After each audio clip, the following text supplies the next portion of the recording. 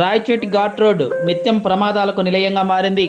వందలాది వాహనాలు బోల్తా పడడమే కాకుండా వేలాది మంది ప్రజల ప్రాణాలు గాలిలో కలిసిపోతున్నాయి. ఈ హైవేలో ఆయిల్ ట్యాంకర్లు, సిమెంట్ ట్యాంకర్లు, గ్యాస్ ట్యాంకర్లు మరియు భారీ వాహనాలు ఎక్కువగా వెళుతున్నందువలన మలుపుల్లో బ్రేకులు పడకపోవడంతో అవి బోల్తా పడుతున్నాయి.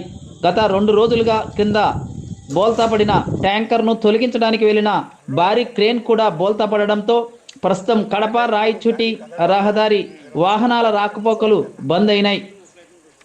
బోల్తా పడ్డ ట్యాంకర్ పక్కనే క్రేన్ కూడా రోడ్డుకు అడ్డంగా పడడం వలన రాయచోటి ఘాట్ రోడ్లో వందలాది వాహనాలు నిలిచిపోయాయని తెలుస్తోంది.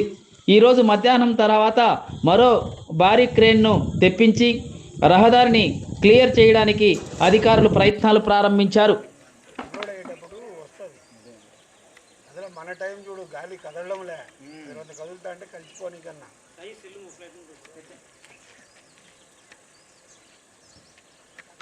ప్రతి ఒక్కరూ తప్పనిసరిగా యూట్యూబ్లోకి వెళ్ళి కడప వార్తను లైక్ చేయండి, సబ్స్క్రైబ్ చేయండి.